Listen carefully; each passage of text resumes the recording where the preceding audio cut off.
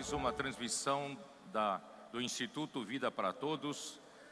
Estamos em meio a uma conferência internacional que ocorre no auditório da Estância Árvore da Vida, Sumaré, São Paulo, Brasil.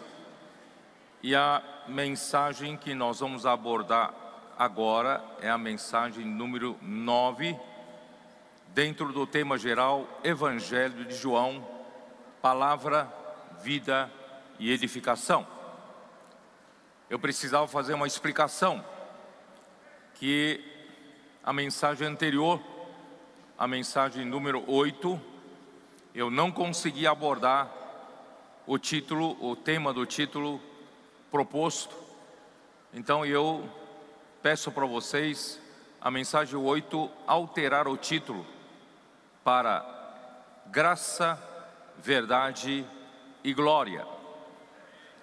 E a leitura da Bíblia, João capítulo 1, versículo 14, porque eu não saí do versículo 14, porque nós vamos ver com a ajuda do livro de Efésios para explicar melhor esse versículo. Então hoje à noite a mensagem número 9 é que nós vamos ter o mesmo título que seria da mensagem 8. Então a mensagem 9 tem por título A Voz do que Clama no Deserto. Leitura da Bíblia, João capítulo 1, versículos de 15 até 28.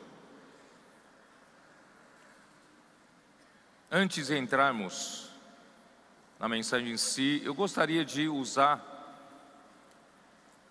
a imersão que nós fizemos hoje à tarde, lá na sala de comunhão dos cooperadores, no item 2, queria fazer alguns comentários. Item 2 diz assim: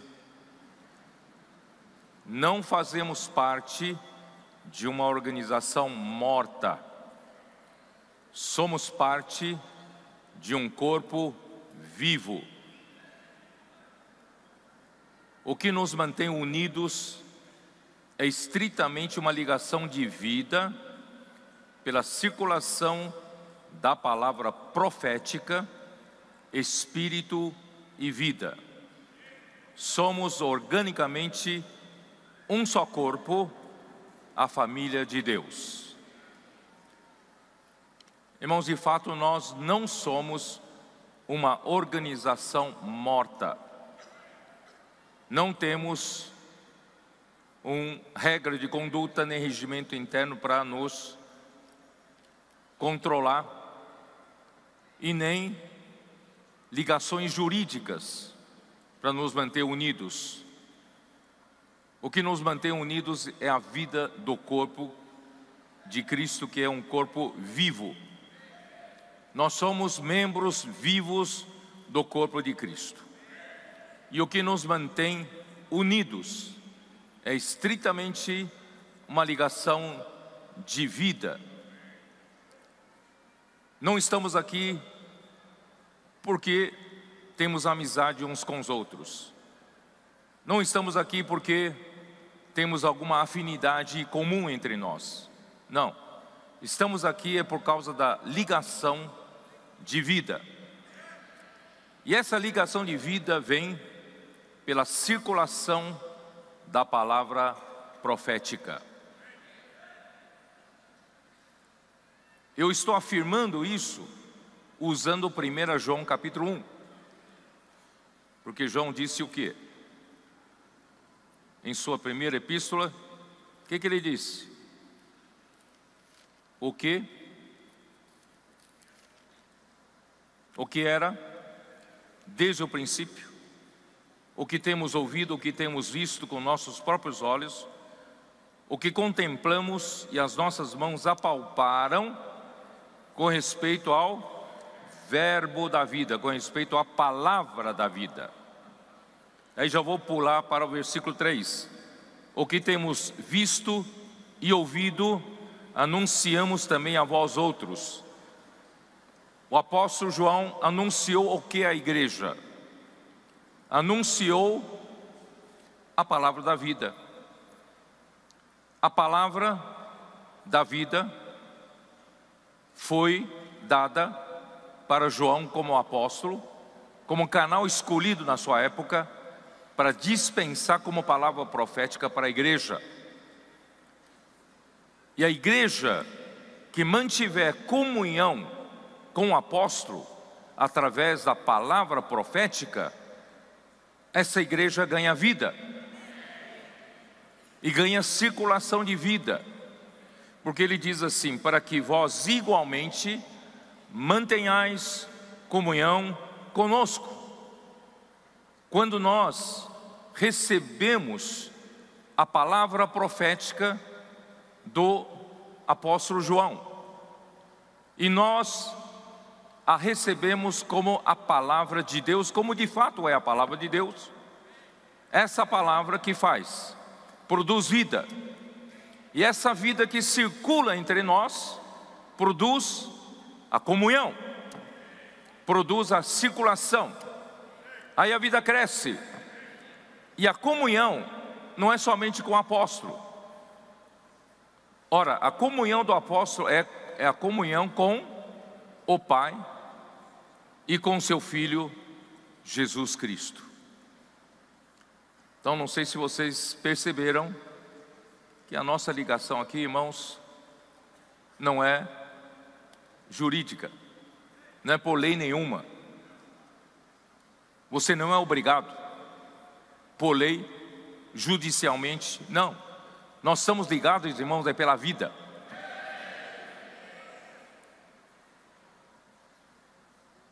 Eu hoje de manhã falei para os cooperadores, nós temos irmãos maravilhosos ali. Eu não me contive, eu falei para eles que eu amava eles.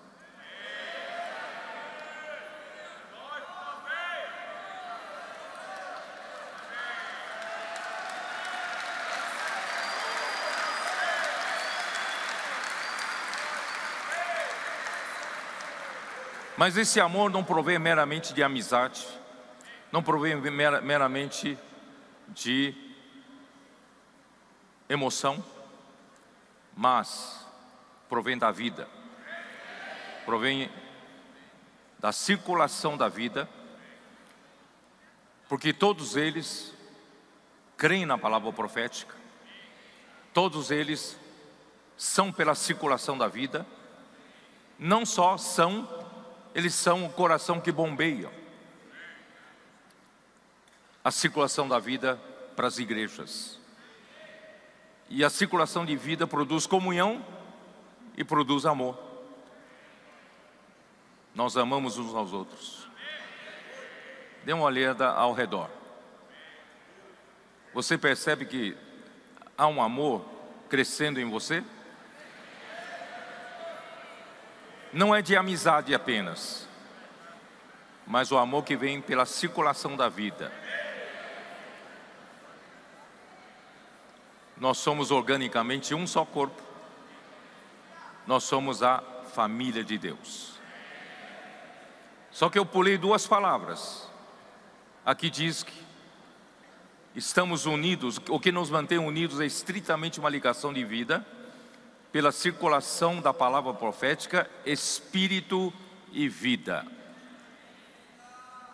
Então eu conversei com eles, dei uma ilustração de que o irmão nos informou que cada ser humano tem trilhões de células para que o sistema circulatório alimente cada uma das células. E a alimentação das células ocorre pela circulação sanguínea. E a corrente sanguínea tem a responsabilidade de levar duas coisas para todas as células. Quais são? Nutriente e oxigênio. Nutriente, a corrente sanguínea extrai do intestino delgado. Retira todo o nutriente e faz a distribuição. E de onde tira oxigênio? os pulmões. Os nossos pulmões são para fazer a troca, né, de oxigênio e dióxido de carbono. E a corrente sanguínea leva o quê? A palavra e espírito. A palavra é nutriente e o espírito é oxigênio. E quando você junta a palavra e oxigênio, ambos estão em circulação pelo corpo. Quando forem entregues para cada célula, dentro de cada célula ocorre o quê? Quando se encontra o nutriente com oxigênio, que acontece? Quem sabe? Nutriente e oxigênio, acontece a combustão. Aí gera energia, gera força. Motor do seu carro, você põe gasolina, mas ao mesmo tempo o motor tem um sistema que puxa o ar, não é? E a gasolina, juntamente com o oxigênio, são injetados dentro do cilindro. E nessa mistura, com a pressão do pistão, acontece uma explosão, que é a combustão, juntando combustível com oxigênio, pressionando, dá uma combustão. Isso que dá energia para mover o carro. E você é assim também. Todas as células do seu corpo se movimentam dessa forma. E quem é que leva nutriente e oxigênio para cada célula? É a corrente sanguínea. É essa circulação da palavra, circulação do Espírito. Espírito e vida está distribuindo energia para nós. Nós temos energia para servir ao Senhor, energia para sair para pregar o Evangelho, energia para fazer comportagem, energia para estar aqui pulando, fazendo imersão, grito de guerra. Ó Senhor Jesus! Assim que nós vamos para frente até cumprir a vontade do Senhor. Então vamos entrar na mensagem.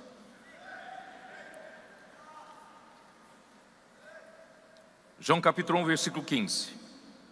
João testemunha a respeito dele e exclama: este é o de quem eu disse, o que vem depois de mim tem contudo a primazia, porquanto já existia antes de mim.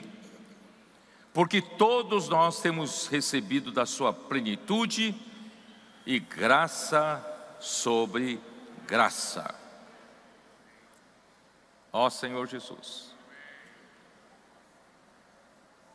A responsabilidade de João Batista é dar testemunho a respeito de Cristo.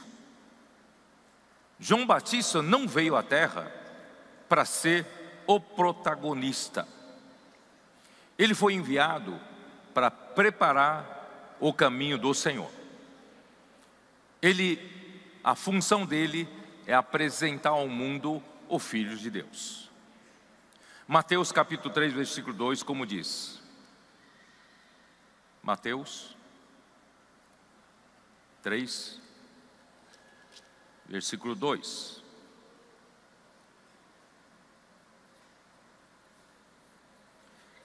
Arrependei-vos, porque está próximo o reino dos céus.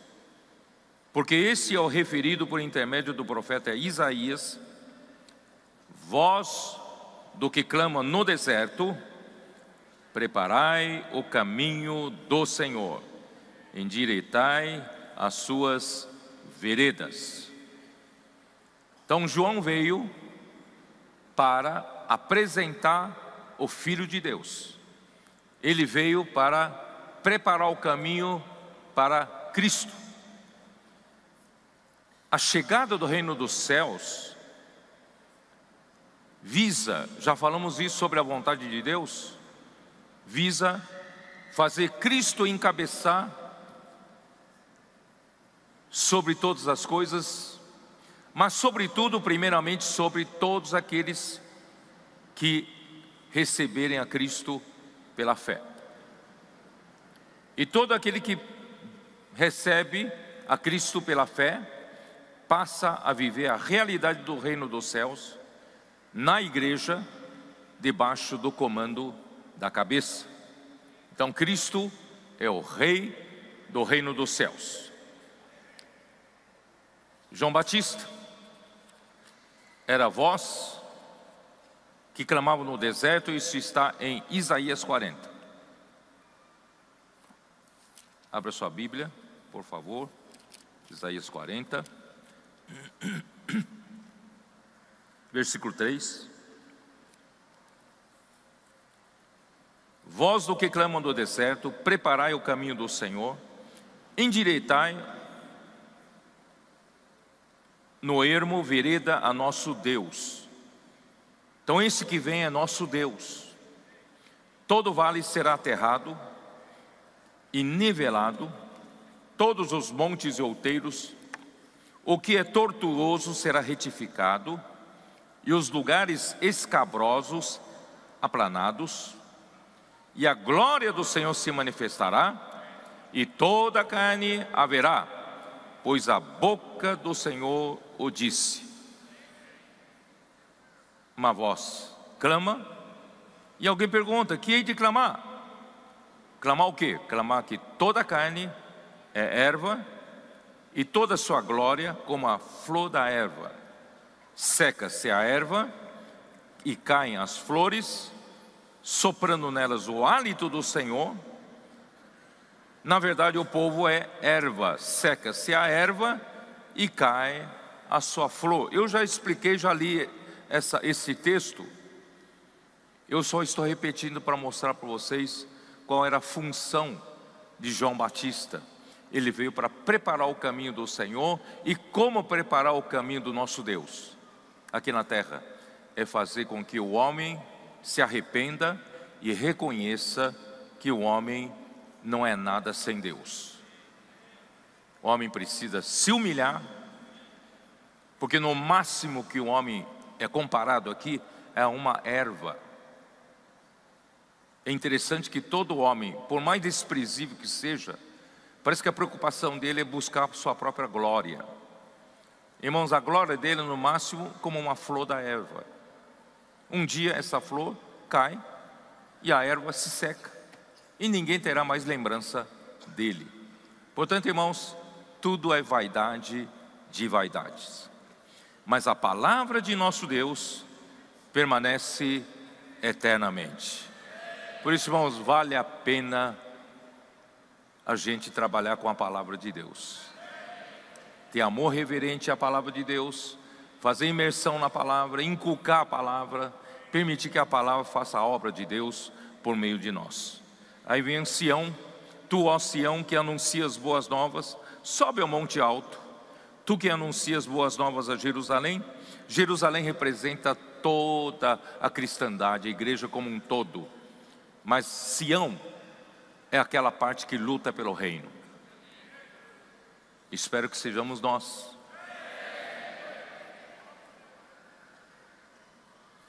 Ergue a tua voz fortemente, levanta, não temas, e dize à cidade de Judá: eis aí está vosso Deus. Eis que o Senhor Deus virá com poder, e o seu braço dominará. O Senhor vai voltar pela segunda vez. A segunda vez ele não virá mais como um cordeiro que tira o pecado do mundo. Pela segunda vez ele vai vir com poder, e o seu braço dominará. Eis que o seu galardão está com ele, e diante dele a sua recompensa para os que lutaram pelo seu reino em Sião. Como pastor apacentará o seu rebanho, entre os seus braços recolherá os cordeirinhos e os levará no seio. As que amamentam ele guiará mansamente. Aí, voltando por João 1, lê de novo o versículo 15. João disse assim: este é o que de quem eu disse: o que vem depois de mim tem contudo a primazia, porquanto já existia antes de mim.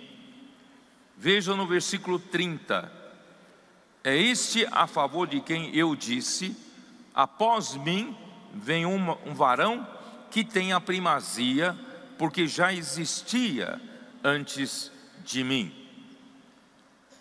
No princípio era a palavra.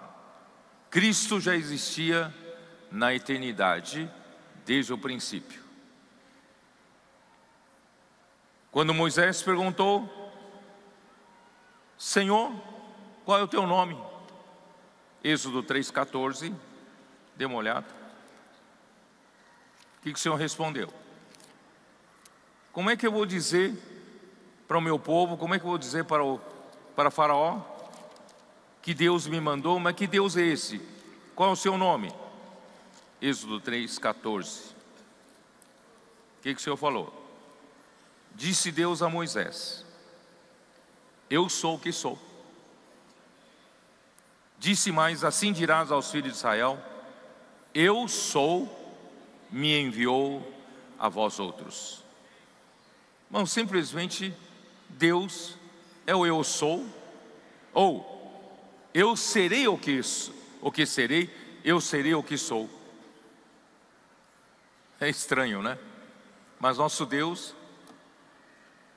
é o eu sou, ou é o que será. Ele é sempre no presente e no futuro. Ele é um Deus eterno. Por isso que é difícil, irmãos, porque próprio Deus é a sua própria existência. Ninguém criou Deus. Ele é um Deus autoexistente. Por isso, irmãos, Ele mesmo é o eu sou. Ele é o eu sou, eu serei. João 8:58. Como diz: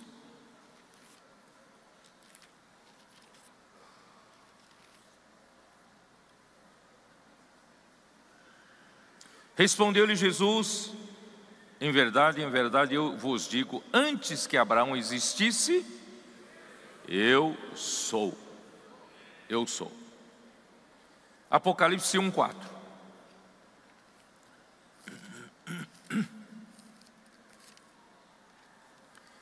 João, às 7 igrejas que se encontram na Ásia: graça e paz a vós outros, da parte de quem? Da parte daquele que é, que era e que há de vir. Esse é o nosso Deus. Esse é Cristo. Por isso Ele já existia antes de João Batista e Ele tem a primazia. Ele é autoexistente, sempre existiu e para sempre existirá. Cristo é Deus, já existia antes da criação. Ele é a própria palavra e também a própria sabedoria, que eu falei ainda muito pouco sobre isso. Cristo tem a primazia sobre João Batista, com certeza, porque Deus não é João Batista, mas Cristo quer fazer, Deus quer fazer de Cristo o cabeça sobre todas as coisas, e não é o João Batista. João Batista veio para preparar o caminho para esse que será o cabeça sobre todas as coisas. Todos nós, irmãos, João 3:30, vamos lá.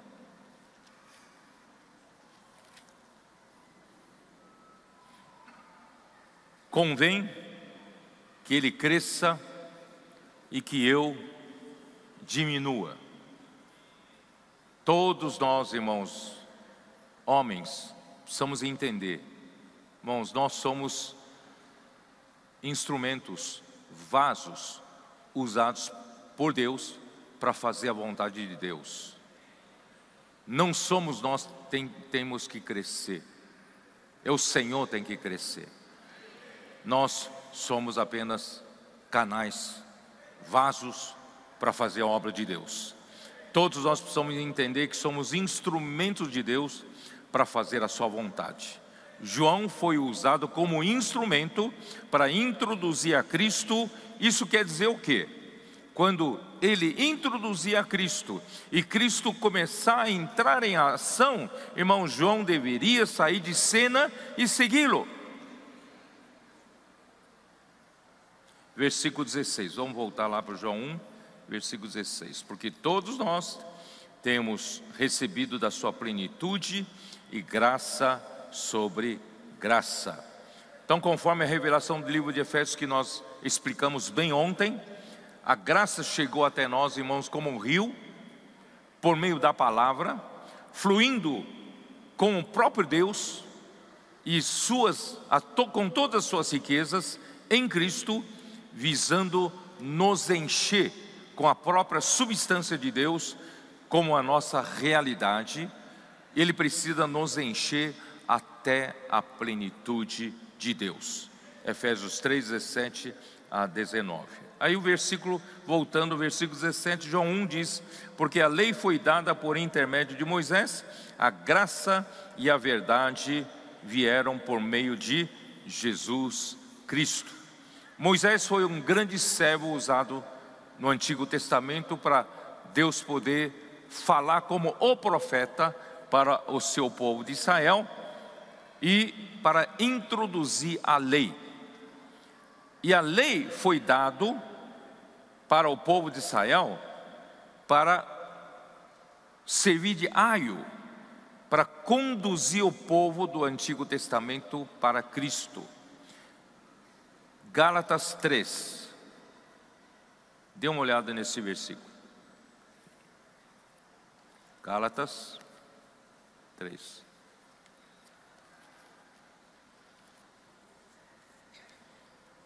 Versículo 23. Mas antes que viesse a fé, estávamos sob a tutela da lei, e nela encerrados, para essa lei que de futuro haveria de revelar-se, de maneira que a lei nos serviu de aio para nos conduzir a Cristo, a fim de que fôssemos justificados por fé. Então a lei veio por intermédio de Moisés, para que o povo de Israel, antes da vinda de Cristo, pudesse ser guardado por um aio, por um tutor. Então a lei guardou o povo de Israel antes de chegar à realidade, chegar a Cristo. Versículo 25.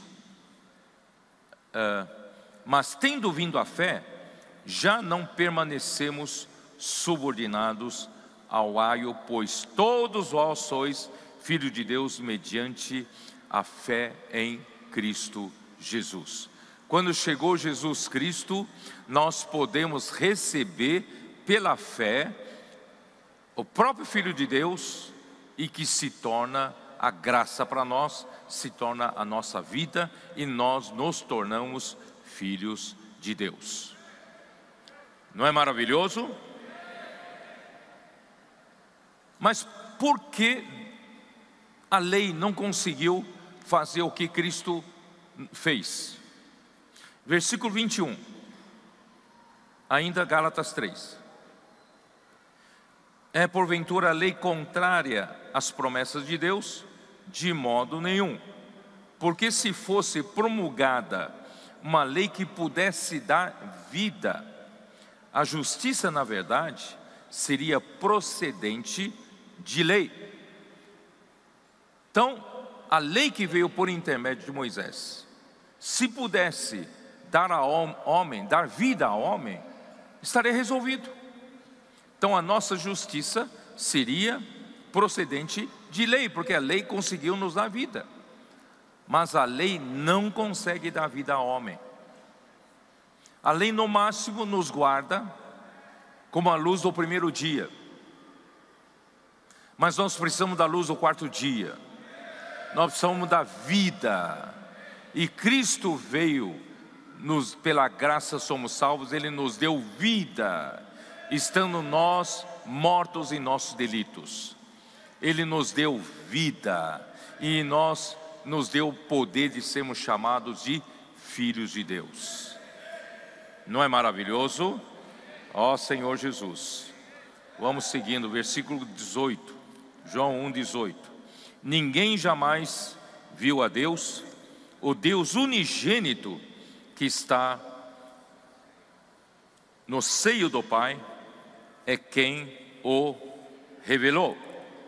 Irmãos, realmente ninguém jamais viu a Deus, homem nenhum é capaz de vê-lo. Isso está em 1 Timóteo, capítulo 6. Confere. 6:16, como diz: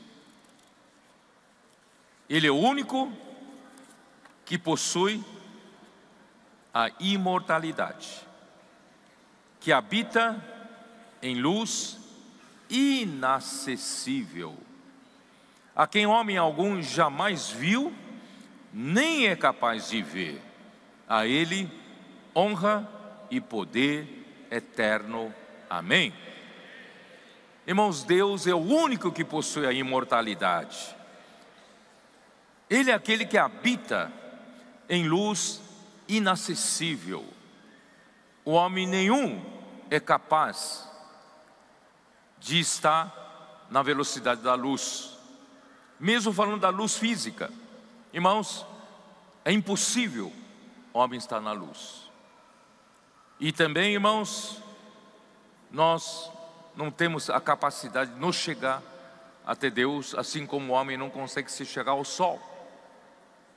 Mas graças a Deus, irmãos, Cristo é o resplendor da glória e trouxe Deus, que o homem nenhum é capaz de ver, de se chegar, trouxe Deus até nós. Ó Senhor Jesus. Por isso, irmãos, Isaías 57, eu vou seguindo os versículos para você ter certeza que tudo isso tem base bíblica, tá? Isaías 57, versículo 15. Porque assim diz o alto, o sublime, que habita a eternidade, o qual tem o nome de santo, habito no alto e santo lugar, mas habito também com o contrito e abatido de espírito, para vivificar o espírito dos abatidos e vivificar o coração dos contritos. Olha só, esse Deus que habita na eternidade, esse Deus que habita na luz inacessível ao homem, o homem nenhum é capaz de vê-lo, mas esse Deus, Ele habita simultaneamente, irmãos, em aquele que é contrito e abatido de espírito.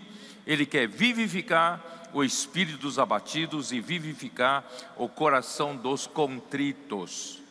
Por isso que o nosso Deus veio aqui na terra, na pessoa de Cristo, e João Batista teve que preparar o coração das pessoas para recebê-lo. Preparar como? Preparar o coração contrito, coração abatido, tirar do homem a arrogância, tirar do homem o que? Toda prepotência. Irmãos, o homem tem que se enxergar quem ele é. Tiago 1,17 eu também já li, né? E eu faço questão de mencionar aqui, tá? Vamos ler, vai, vamos ler. Tiago 1:17. Toda boa dádiva e todo dom perfeito são lá do alto, descendo do Pai das luzes, em quem não pode existir variação ou sombra de mudança, porque Ele é luz, Ele é a luz, Ele habita na luz inacessível e Ele é o Pai das luzes. E se você quer o melhor que Ele pode dar para o homem, está ali junto ao Pai das luzes, está lá no alto. E João, o Evangelho de João quer nos levar para o alto. E versículo 18 fala: pois segundo o seu poder, Ele nos gerou pela palavra da verdade, para que fôssemos como que primícias das suas criaturas. Irmão, toda essa boa dádiva e todo esse dom perfeito está em Efésios capítulo 1, versículo 3, que nós lemos ontem. Bendito Deus e Pai, que nos tem abençoado com toda sorte de bênção espiritual nos lugares, nas regiões celestiais em Cristo. Essas são as boas, né? Como é que é? A boa dádiva e todo o dom perfeito. E 2 Coríntios 4, já falamos sobre isso, mas por causa da sequência eu preciso ler. 2 Coríntios 4, versículo 4 diz assim: nos quais o Deus desse século cegou o entendimento dos incrédulos, para que lhes não resplandeça a luz do Evangelho da glória de Cristo, o qual é a imagem de Deus. Porque não nos pregamos a nós mesmos, mas a Cristo Jesus como Senhor, e a nós mesmos como vossos servos, por amor de Deus. Porque Deus que disse: das trevas resplandecerá a luz, Ele mesmo resplandeceu em nosso coração para a iluminação do conhecimento da glória de Deus na face de Cristo. Eu sei que vocês não estão entendendo nada. Eu só quero mostrar para vocês, irmãos, nós não podemos nos chegar até Deus, que Ele habita na luz inacessível, e o homem algum jamais viu. Mas, irmãos, esse Deus que é a própria glória, Ele quer trazer essa glória para você. Você não pode chegar até Ele, mas Ele pode chegar até você através de Cristo.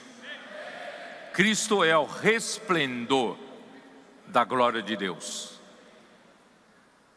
Por que eu digo isso? Hebreus capítulo 1. Hebreus capítulo 1.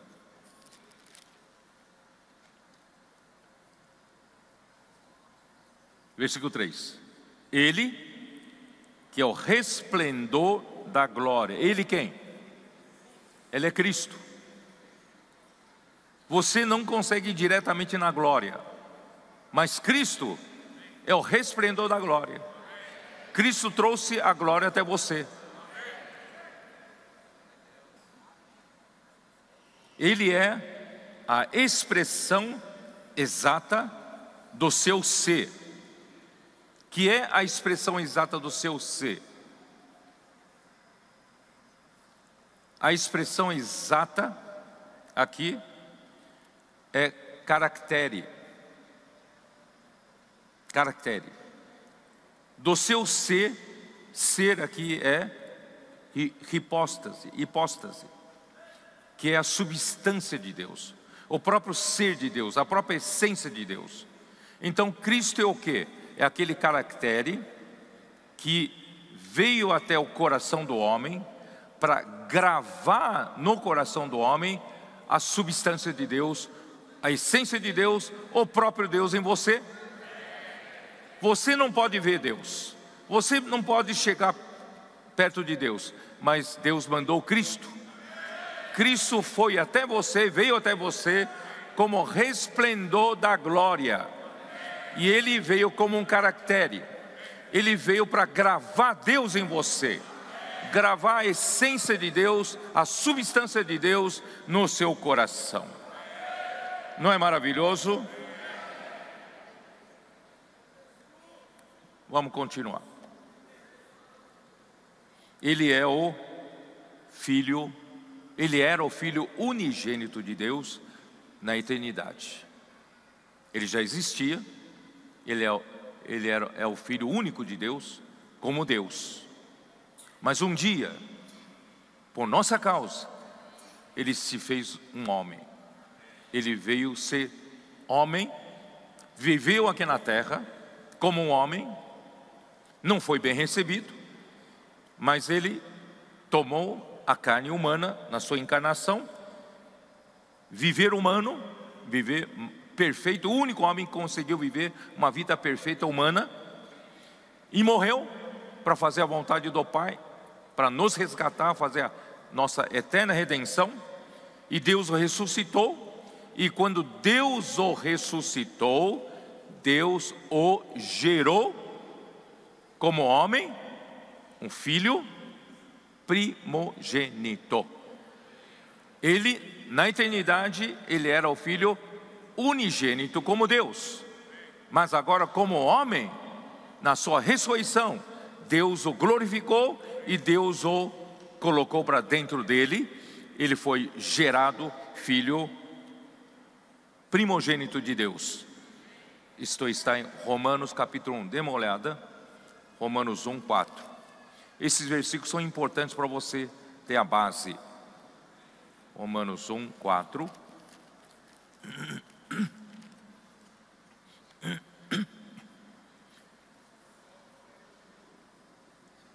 Versículo 3 diz assim: com respeito a seu filho, o qual segundo a carne veio da descendência de Davi e foi designado filho de Deus com poder, segundo o Espírito de santidade, pela ressurreição dos mortos, a saber, Jesus Cristo, nosso Senhor.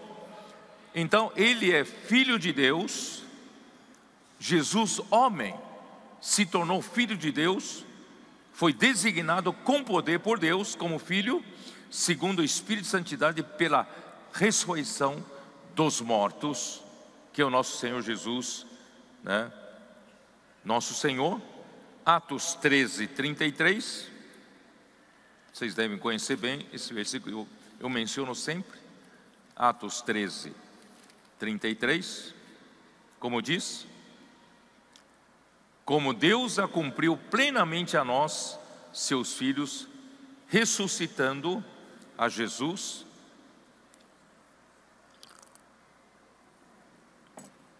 como também está escrito o Salmo 2: tu és meu filho, eu hoje te gerei. Hoje quando? No dia da ressurreição.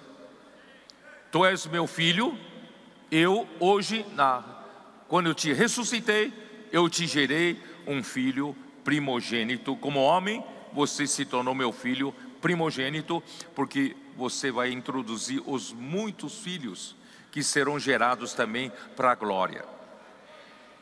Hebreus 1, versículos 5 e 6.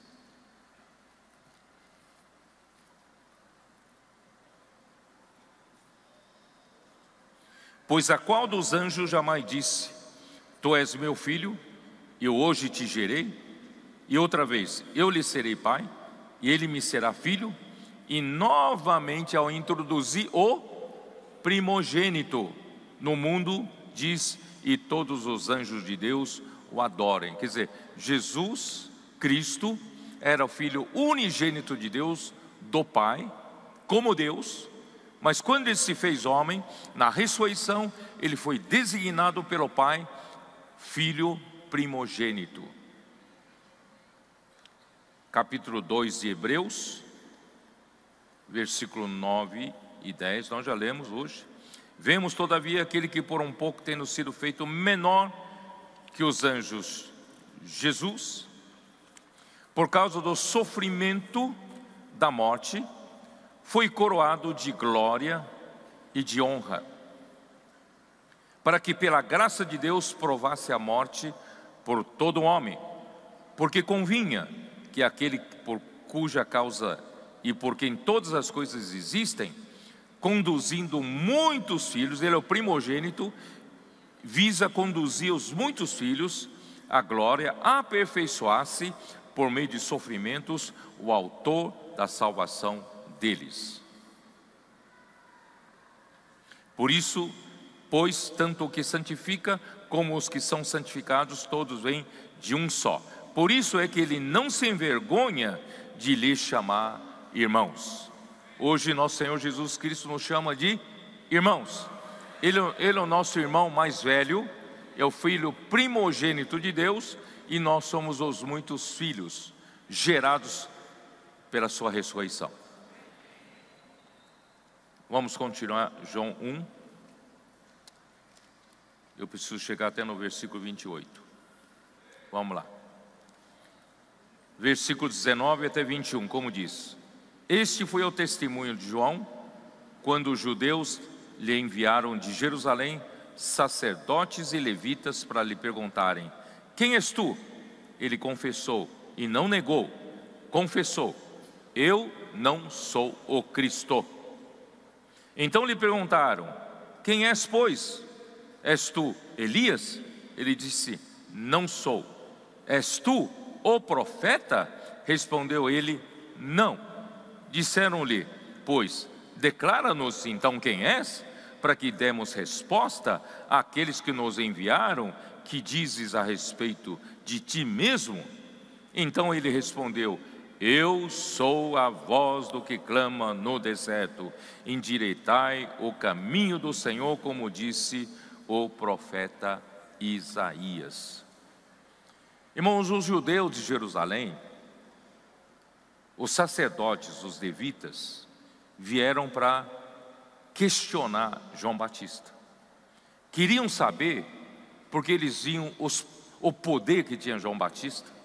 Ele viu o carisma que ele tinha, o povo concorria até ele para ser batizado por ele, porque ele pregava: arrependei-vos, né, porque está próximo o reino dos céus, e vinham até ele para serem batizados, e o povo considerava-o como um profeta.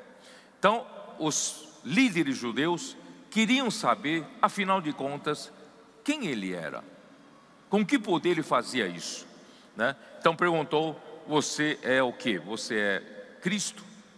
Eu não sou Cristo. És tu Elias? Não sou Elias. És tu o profeta?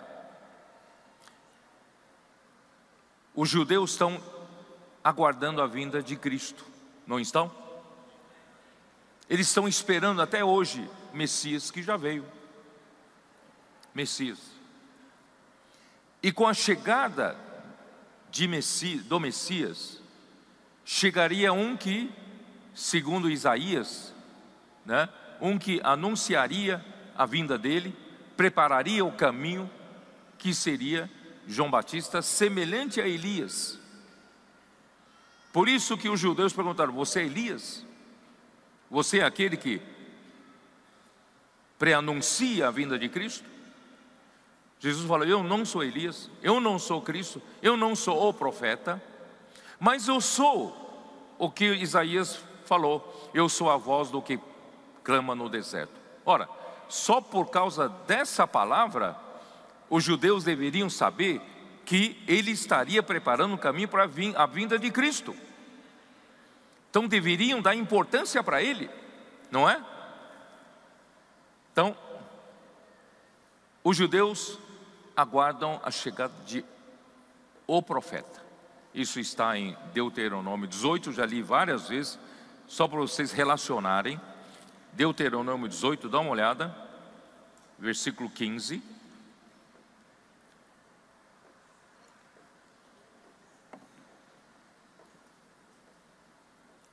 O Senhor teu Deus te suscitará um profeta do meio de ti, de teus irmãos, semelhante a mim, Moisés, dizendo: A ele ouvirás. Por isso que os judeus até hoje aguardam a vinda desse profeta, que viria um profeta semelhante a Moisés. Versículo 18: Suscitar-lhes-ei um profeta do meio de seus filhos, semelhante a ti, em cuja boca porei as minhas palavras, e ele lhes falará tudo o que eu lhe ordenar. De todo aquele que não ouvir as minhas palavras que ele falar em meu nome, disso lhe pedirei contas. Irmãos, Moisés já pré-anunciou a chegada de Cristo como o profeta, que é prefigurado por Moisés como o profeta. E quando surgisse o profeta, o povo deveria ouvi-lo. E quem não ouvir, Deus pedirá contas. Mas se surgir alguém e disser que eu sou profeta, e não é, o Senhor falou assim: esse profeta será morto. Versículo 20. Aí o versículos 21 e 22 é para você saber como identificar quem é o verdadeiro profeta. O verdadeiro profeta chegará quando o quê? Aquilo que ele profetizar se cumprirá, sucederá, não é? Aí é comprovado que ele era o profeta enviado por Jesus, por Deus. Isso se cumpriu ou não se cumpriu? João, vamos lá, vamos voltar lá para João. João 6. João 5. João 5.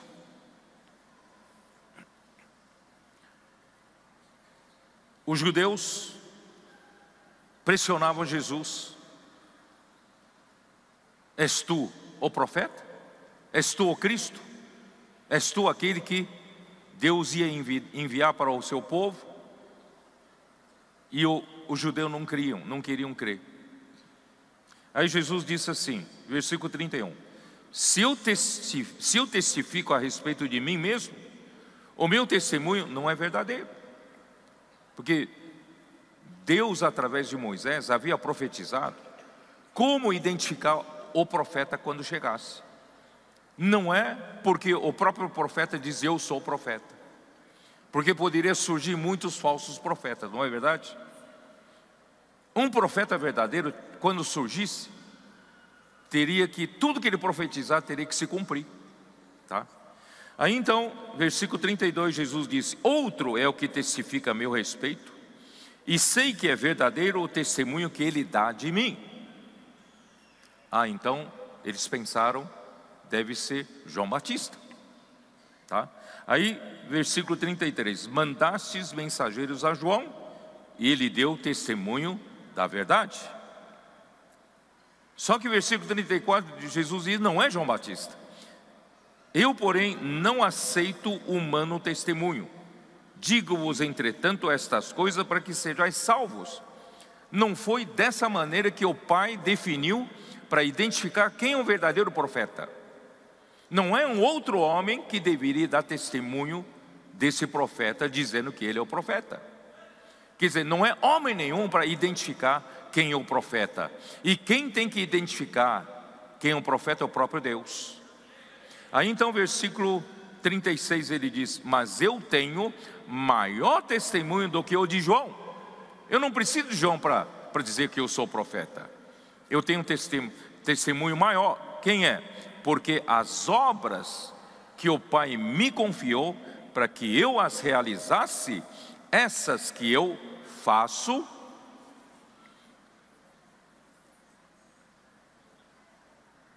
testemunham a meu respeito de que o Pai me enviou. Esse é o critério do Pai. É ou não é?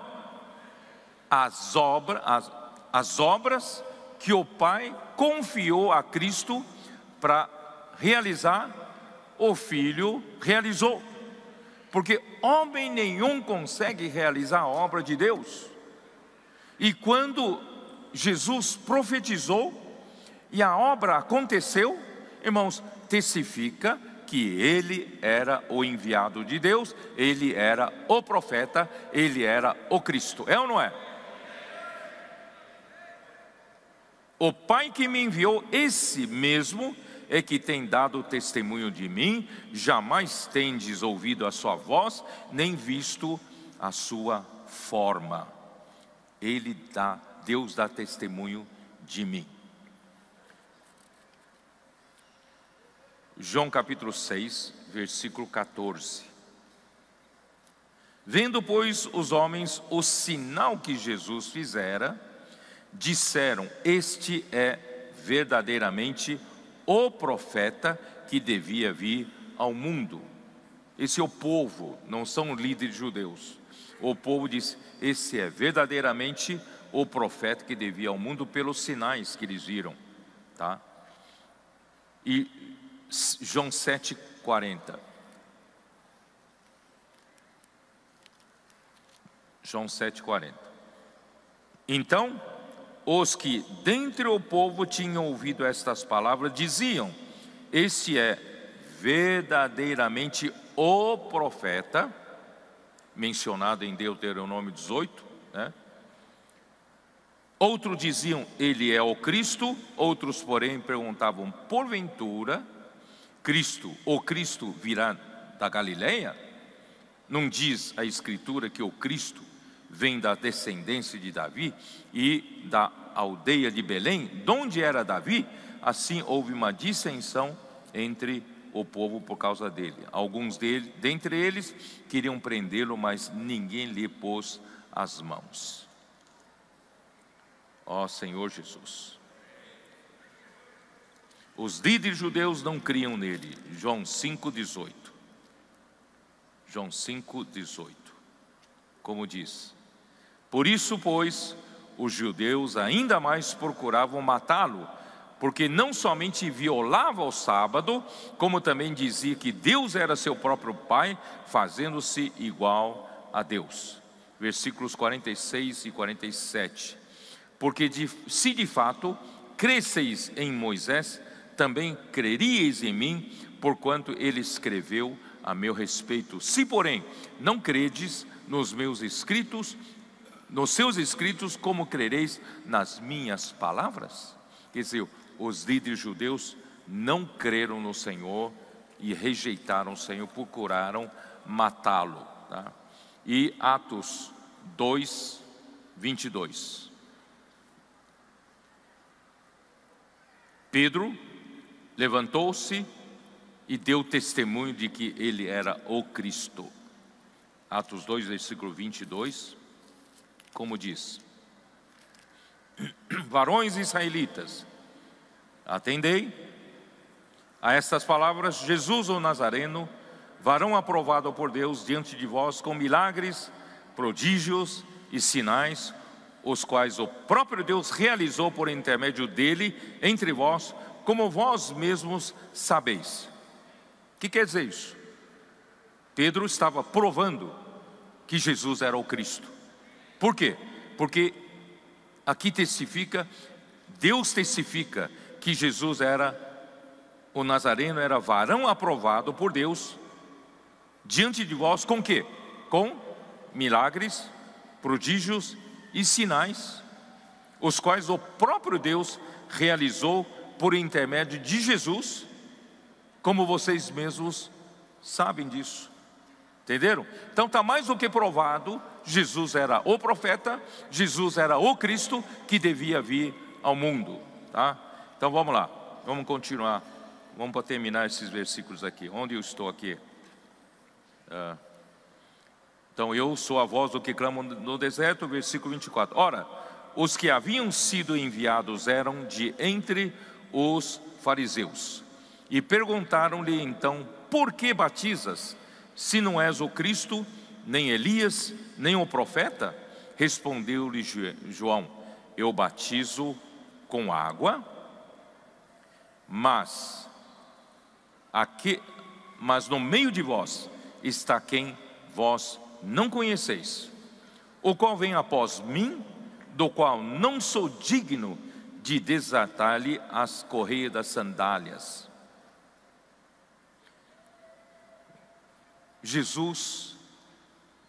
João Batista era muito humilde. Ele veio mostrar a que ele veio fazer para introduzir um grande personagem. E, irmãos, a preocupação dos judeus, deixa eu terminar aqui. Estas coisas se passaram em Betânia, do outro lado do Jordão, onde João estava batizando. Irmãos, essa Betânia aqui não é aquela Betânia antes da crucificação de Jesus. Jesus passou, não é isso? Perto de Jerusalém. Por quê? Porque essa Betânia aqui estava do outro lado do Jordão, estava do lado oriental de Jordão. E a Betânia, né, antes da morte do Senhor, que o Senhor ficou ali, era a oeste de Jordão, não é o mesmo lugar, tá bom? Isso é bom vocês saberem. Então, irmãos, João Batista deixou claro aos judeus que ele era a voz do que clamam no deserto, e os judeus deviam saber que logo depois da vinda desse que Isaías profetizou, viria o profeta, o Cristo. Porém, não havia neles um coração receptivo e desesperado em receber o Messias. Irmãos, o que eu quero mostrar nesta mensagem, porque até agora não consegui, não passei o que eu queria passar para vocês. O que eu queria mostrar para vocês, irmão, João Batista, ele tinha noção, ele tinha ideia de o quanto ele era pequeno perto de Cristo, o quanto ele não era digno sequer de desatar-lhe as suas sandálias. Ele era apenas aquele que veio como precursor, veio preparar o caminho, né? Ele veio para trazer o arrependimento ao coração do povo de Deus. Ele é pequenininho. Sou certo ou não? Ó Senhor Jesus. Deixe-me ver.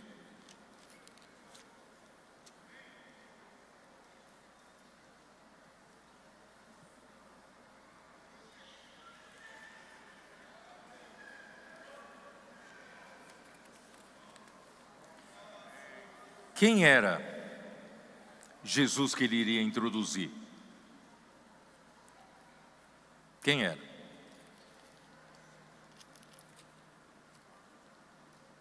Salmo 2. Esse Jesus, Cristo, é simplesmente o rei que o Pai escolheu para reger esse mundo, não é isso?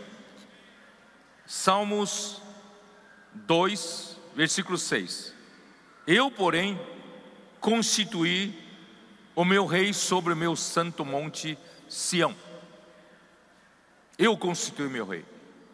Quem é o rei que Deus constituiu? Que Lúcifer pensou que era ele, mas Deus disse: eu constituí meu rei, a Jesus Cristo. Certo? Proclamarei o decreto do Senhor. Ele me disse: tu és meu filho, e eu hoje te gerei. Pede-me, e eu te darei as nações por herança, e as extremidades da terra por possessão, e com vara de ferro as regerás, e as despedaçarás, como um vaso de oleiro. Irmãos, por isso que João se sentiu pequenininho. Esse a quem ele iria introduzir, irmãos, era esse que Deus constituiu como rei. Salmo 110. Vocês conhecem esses versículos todos? 110. Versículo 1. Disse o Senhor ao meu Senhor: assenta-te à minha direita, até que eu ponha os teus inimigos debaixo dos teus pés. Irmão, quem é esse? Era esse que João Batista ia introduzir. O Senhor enviará de Sião um cetro do seu poder, dizendo: domina entre os teus inimigos. Quer dizer, esse que João Batista estava introduzindo, irmãos, seria aquele que iria dominar sobre os seus inimigos, né? E o Senhor daria um exército de jovens santos para isso. Esse Jesus, essa pessoa que iria introduzir, era o que Lucas 1 falou, em versículo 76. João Batista seria esse menino: tu, menino, será chamado profeta do Altíssimo. Quer dizer, João Batista, ele era apenas um canal para introduzir como um profeta do Altíssimo.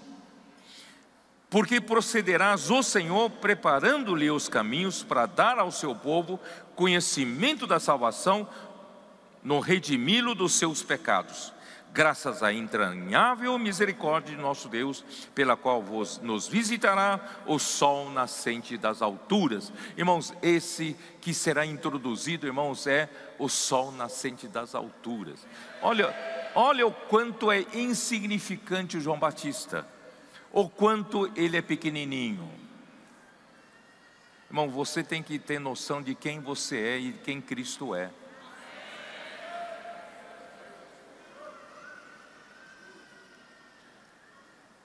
Colossenses 1. Quem é esse Senhor? Versículo 15: este é a imagem do Deus invisível. João Batista, esse que você vai introduzir, ele é simplesmente a imagem do Deus invisível. Ele é simplesmente o primogênito de toda a criação, pois nele foram criadas todas as coisas no céu, sobre a terra, as visíveis, as invisíveis, sejam tronos, sejam soberanias, quer principados, quer potestades, tudo foi criado por meio dele e para ele. Tudo foi criado por meio dele e para ele. E ele é antes de todas as coisas, por isso que ele tem a primazia, e nele tudo subsiste. E não só isso, ele é a cabeça do corpo, da igreja, ele é o princípio, o primogênito de entre os mortos, para em todas as coisas ter a primazia. E porque aprove a Deus que nele resistisse toda a plenitude. Esse era o Cristo que João Batista iria introduzir. Hebreus capítulo 1. Quem é ele? Quem é ele? Versículo 2: nesses últimos dias não falou pelo Filho. É ele a quem constituiu herdeiro de todas as coisas. João Batista, você está introduzindo simplesmente ao mundo o herdeiro de todas as coisas, pelo qual também fez o universo. Eu já li aqui, ele é o resplendor da glória e a expressão exata do seu ser, sustentando todas as coisas pela palavra do seu poder. Irmãos, esse era Cristo. E João conhecia as Escrituras.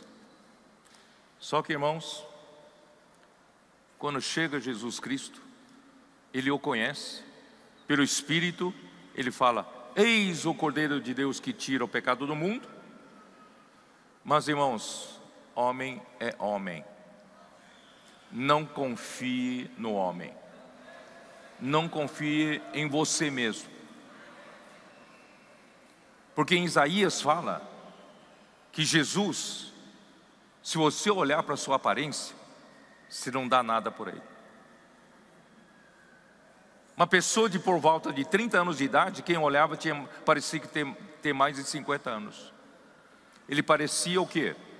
Parecia uma raiz seca, né? Como é que é? Uma raiz de uma terra seca. Não tinha aparência nem formosura. Não tinha nele nenhuma beleza que agradasse a homem nenhum. Então, irmãos, nós somos muito enganados por isso. Acredito que quando João Batista olhou para ele, Deus mandou o filho dele com essa aparência? E já deu um desconto.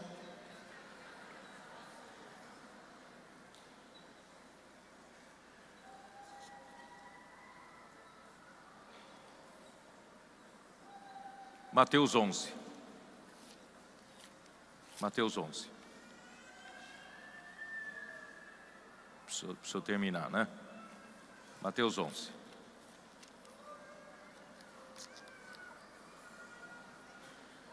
Versículo 2. Quando João ouviu no cárcere falar das obras de Cristo, mandou por seus intermédios perguntar-lhe: és tu aquele que estava para vir? Ou havemos de esperar outro?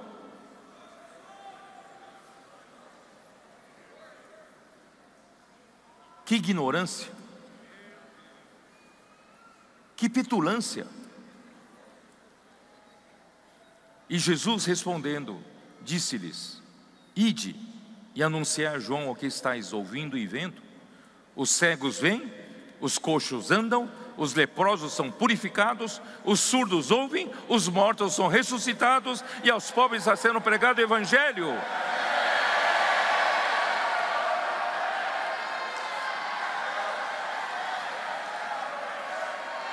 Se eu sou o Cristo, anuncia a Ele que vocês estão vendo. Aí ele diz: é bem-aventurado aquele que não achar em mim motivo de tropeço. Irmão, quem está nas trevas tropeça com qualquer coisa. Qualquer coisa é motivo de tropeço, porque não está na luz. Infelizmente, irmãos, João Batista começou de uma maneira tão gloriosa. Desde o ventre materno já estava cheio do Espírito, não é isso? E saiu cheio do Espírito, não foi para templo, não vestiu de vestes sacerdotais, vestiu de pelo de camelo, comia gafanhotos, mel silvestre, ele era fora da caixa, ele pregava o Evangelho no deserto, batizava no Rio do Jordão. Esse homem era cheio do Espírito, maravilhoso, mas terminou a sua carreira desse jeito. Lucas 7.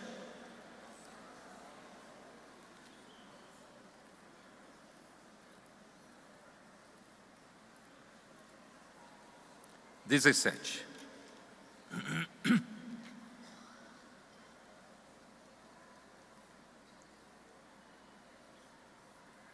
Jesus havia ressuscitado o filho de uma viúva. Vocês sabem da história, né? Ele ressuscitou o que estava morto. Aí, versículo 16, todos ficaram possuídos de temor e glorificavam a Deus, dizendo: grande profeta se levantou entre nós, e Deus visitou o seu povo. Esta notícia a respeito dele divulgou-se por toda a Judeia e por toda a circunvizinhança. Todas estas coisas foram referidas a João Batista e pelos seus discípulos.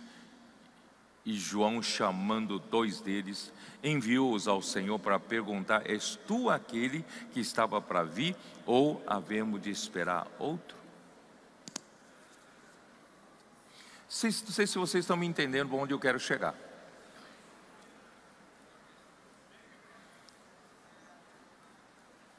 João Batista gostou da fama. Estava com inveja do Senhor, que o Senhor estava fazendo cura. Curou o filho, ressuscitou a filho dessa viúva. Ele não pode fazer coisa maior do que eu. João era bem considerado, respeitado naquele tempo entre o povo de Israel. Não é? Ó Senhor Jesus. Aí vou continuar lendo. Quando os homens chegaram junto a ele, disseram: João Batista enviou-nos para te perguntar: és tu aquele que estava para vir, ou esperaremos outro? Imagina o coração de Deus, né? O coração de Jesus. Naquela mesma hora curou Jesus muitos de moléstias e de flagelos e de espíritos malignos, e deu vista a muitos cegos. Então Jesus lhes respondeu: ide e anunciai a João o que vistes e ouvistes: os cegos vêm, os coxos andam, os leprosos são purificados, os surdos ouvem, os mortos são ressuscitados, e aos pobres anunciar-lhes de Sião o Evangelho. E bem-aventurado aquele que não achar em mim motivo de tropeço. Ó Senhor Jesus.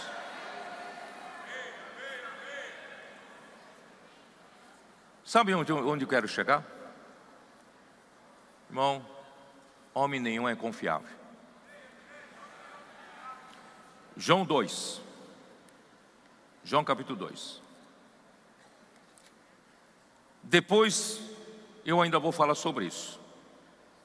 Depois do que o Senhor fez no capítulo 2, fez vários sinais. Versículo 23, estando ele em Jerusalém durante a festa da Páscoa, muitos, vendo os sinais que ele fazia, creram no seu nome. Mas o próprio Jesus não se confiava a eles, porque os conhecia a todos. E não precisava de que alguém lhe desse testemunho a respeito do homem, porque ele mesmo sabia o que era a natureza humana. Irmãos, ele sabe que nós não temos conserto pelo método terreno.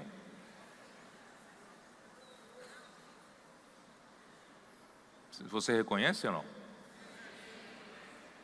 Reconhece? E Atos 13, 25.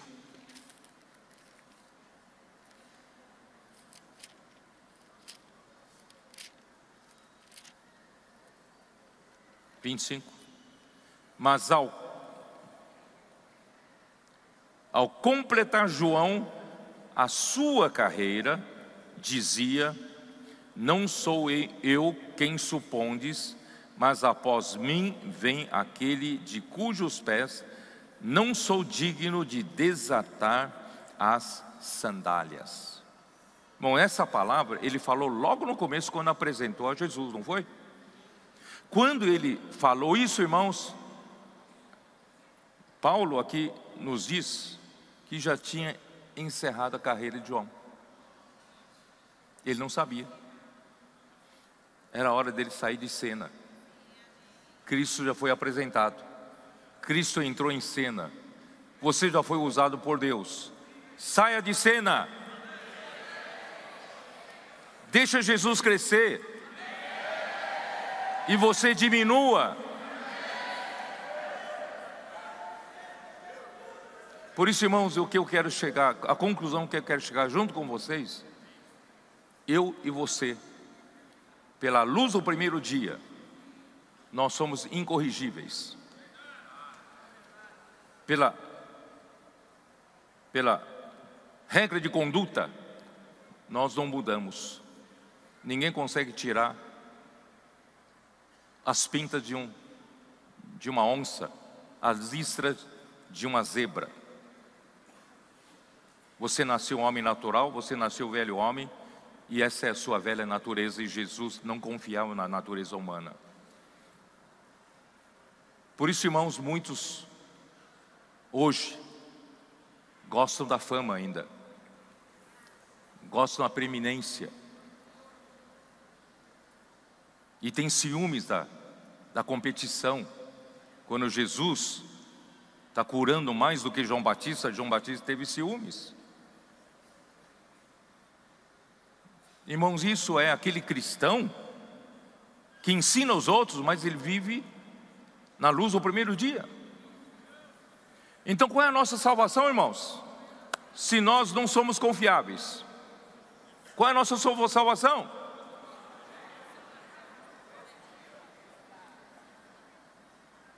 A luz da vida, a luz do quarto dia. Como é isso?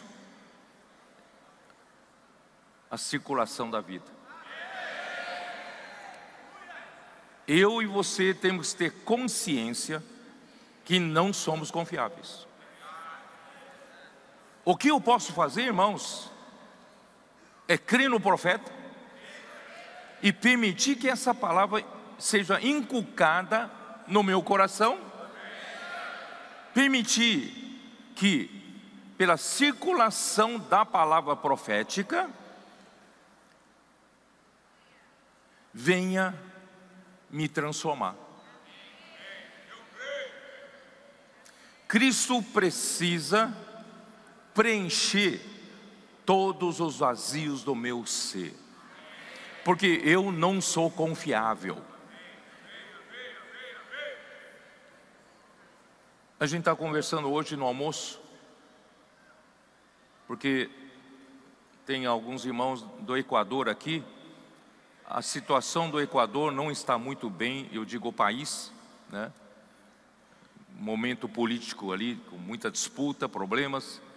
E hoje tem muito problema com o narcotráfico. Muito problemas sociais, políticos, econômicos. Irmãos, quando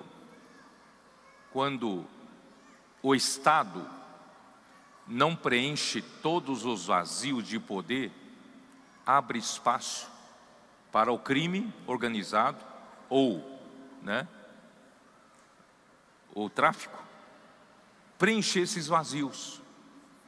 Vocês estão me entendendo? Porque o Estado não consegue exercer e preencher todos os vazios para exercer seu poder. Irmãos, é a mesma coisa com Cristo. Não adianta você apenas enganar você mesmo. Não, eu gosto da Bíblia, eu respeito a Bíblia, eu ando de acordo com a Bíblia diz que Cristo é a cabeça da igreja, eu vou sempre deixar que Cristo governe a minha vida. É mentira, você não vai conseguir fazer isso. Enquanto tiver vazio no seu ser, que não seja preenchido por Cristo, Cristo não vai encabeçar sobre você. Um dia, um momento vai chegar, que você vai pular fora. Estou certo ou não? Por isso, irmãos, o livro de Efésios nos mostra que nós precisamos permitir que Cristo venha nos preencher. A única maneira, irmãos, que o homem se torna confiável é quando o homem permite que Cristo preencha todos os vazios com Ele mesmo em nós. Por isso que nós fazemos imersão na palavra. Por isso que nós fazemos grito de guerra. Nós inculcamos a palavra, saímos para pregar o evangelho, usando a palavra para fazer a obra de Deus. É para fazer o que, irmãos? Para nós conhecermos o amor de Cristo que excede todo entendimento, para que sejais preenchidos até a plenitude de Deus.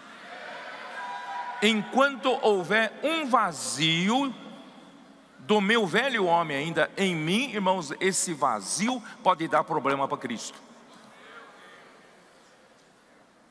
Vocês estão vendo a maneira que Deus está usando para Cristo ser o cabeça sobre a igreja? É preenchendo Ele. Porque enquanto deixar o homem natural, não é confiável. Aí eu estava falando com os irmãos hoje, ainda bem, irmãos, que Deus nos criou, até mesmo em poder, menor que os anjos. Sabia disso ou não? Você sabia que o homem foi criado um pouco menor do que os anjos? Porque Deus já sofreu com Lúcifer.